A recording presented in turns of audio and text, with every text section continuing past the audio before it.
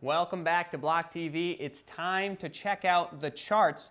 And here to help us with that, as always, is technical analyst from New York, Joe Saz, who's going to take a look at these charts with us, tell us what we're seeing and what we can expect in the coming days, presumably. Joe, thanks for coming on. Yeah, my pleasure, Zachy. How's it going? I'm doing okay. Let's get started. Let's jump right into it. What's going on? What's up with the markets today?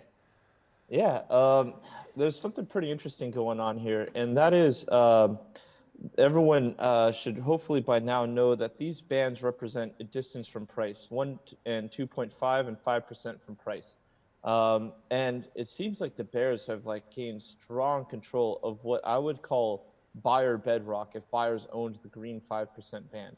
And so since the book is stacked with sells, I really think that we're going to continue this tumble down.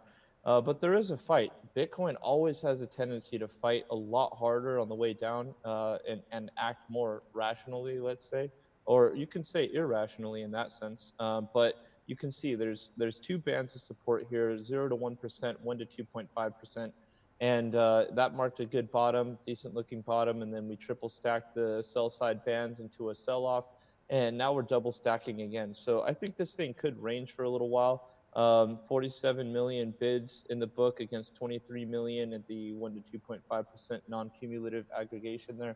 So right now I'm thinking that the market is in an indecisive area, but it seems like bears are currently in control of the market. But I'm willing to shift that position. Of course, all it takes is a steep entry of market buyers to really sweep this up. And this could have been part of the plan the whole time, is to build a lot of liquidity sell side and then to eat it up so you can clear through it without much slippage. And that's what you would get, inversely in a bear market. You would get bears really building up the buy side book so that they can sell with a minimal amount of slippage. So I think that's partially what's happening. But again, if bears are in control of the market, then we're going to be building up those buy side bands and then eventually taking them out, like we did the other day, a number of days ago. Let me just zoom back out here a little bit, just to show the instability of this market. I'm going to go right around here, where we had clear and obvious support, and it was just getting cut through like a hot knife through butter. So this is what makes me a little worried about the market. The fact that we did have so much support and sellers did just take it out, and now we're sitting in the limbo space. We have made some higher highs, so Bitcoin is in a little bit of danger, but I'm still looking for a breakdown to a lower target in the hope, maybe the lower 8,000s if we're lucky, maybe a break into the 7,000s.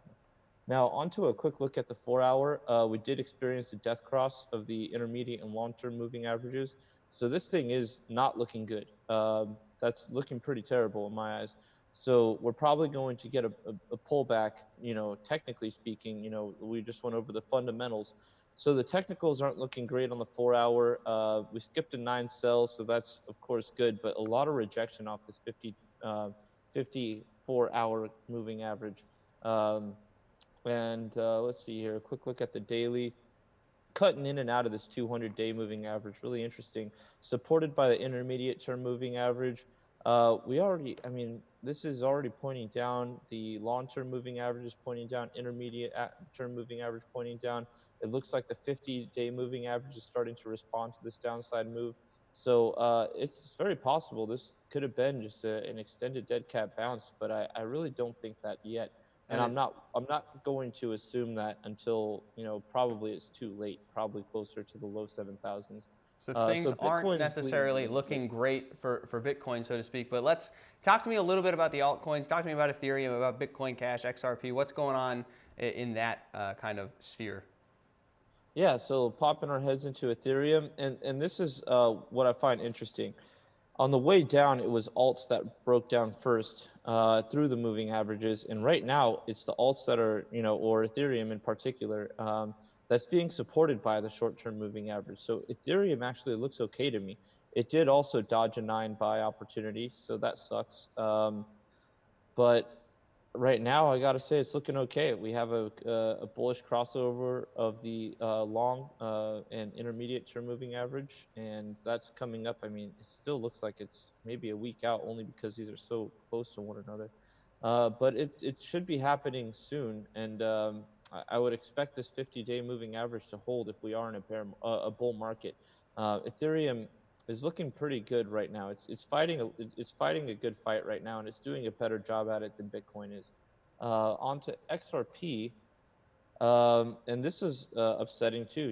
It seems like that little relief rally here across the board, prevented a lot of these cryptos, including Bitcoin, from hitting what could have potentially been a sequential 9 buy, and that would have been a great opportunity, I think, to have a technical indicator that's generally reliable, set the market up for a good return to normal operations, which in this case were bullish. So everything seems to be like performing very poorly, especially after these bullish crossovers. The 50 cut above the 125, the 50 cut above the 200. I mean, all these bullish crossovers are something that I think should not have triggered sell-offs. And so it's very interesting to me that that's the way that this market is reacting. I'm not leaning toward nefarious behavior, but it's certainly counter trend behavior, and that's not good when it comes to crypto, because if you're getting a lot of counter trend behavior, in this case, we should be clearly bullish and we're not, then chances are bears are in control of the market, and this could have been a very short-lived bull run. Mm-hmm. And in terms of Bitcoin Cash, do you have any interesting analysis, or is it pretty run-of-the-mill stuff? Yeah, let's take a look real quick. Bitcoin Cash, let's check it out as reported by Coinbase. I know that they started their data the second the fork happened. Um, Bullish crossover, bullish. See, this is more of what you'd expect out of a bullish crossover, Zach. You get a move down into it, closer to it, and then this is supposed to signal that we're in a bull market. We're trading well above the 50-day moving average. Bullish crossover, continuation of uptrend. Bullish crossover of the long and intermediate term moving average, and then a breakdown. This is what's very surprising to me. We've almost come down to the point where I mean, we were just flying. Bitcoin Cash was flying. This thing, I mean, from top to bottom, 192 to a high of 500. I mean, it went up over 100%, 150%. So I guess that's a great run, and their halvening should be, I think, in a month or so. I don't have a date on that, but Bitcoin Cash is looking like looking like it's in an interesting spot. I really think that this crossover, this golden cross, should have been a little more respected, and it hasn't been. So it could just be a little, market-wide scare, trying to drive people out, triggering stops, triggering liquidations. We were looking at the other day, just a quick view at the daily over here. We can see, and this is obviously referring to Bitcoin, but there's a number of liquidations, and we're talking big ones. You know, 25 mil, 33. Here's 151 million liquidations a couple days ago. So, I mean, part of me feels like all this stuff going on is like a little bit of a liquidation hunt, a little bit of just a general market shakeup. Here we have another 38 million liquidated, 39 million longs. I mean, it's just been a wild, just a madhouse. 126 million longs liquidated on February 19th, another 101 million liquidated the 15th of February. So it's just been, big moves after big moves, Now, and we're Joe, do you think talking. that this is at all correlated with big liquidations of the stock market? Is this talking about Bitcoin cryptocurrency as a whole? It seems like there's a lot of movement in one just as much as there is in the other. Is there some kind of correlation? Could this be where people are going in the midst of a period of a tumultuous period in the stock market? That correlation is something that I think is a little too temporary to determine. It's definitely, there is a short-term correlation. I don't believe in the long-term correlation between crypto and stocks, SPX, S&P 500. So I don't see a general correlation there, but when one takes a hit like this, I mean, everything took the same hit.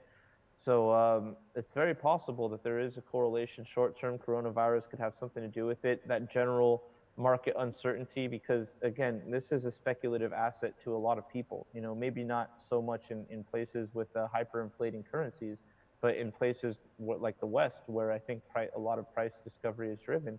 I think I think it's very possible people could be withdrawing and doomsday prepping. Who knows, buying water, groceries, buying other goods, and preparing for what could be a viral outbreak here in the United States and of course globally.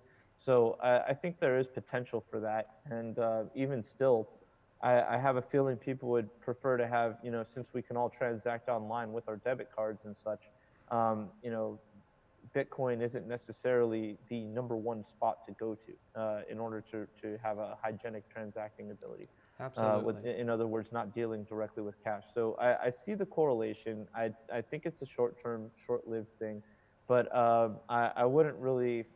I don't know what it's going to take to drive this market out of what is considerably nasty downside activity right now. Both markets, actually. All right, Joe. Well, listen, while you guys are all out there stocking your doomsday shelters, make sure that you keep it locked on Block TV, where we'll be bringing you more chart analysis courtesy of Joe Saz. And from all of us here at Block TV, thanks for watching, and we'll be back.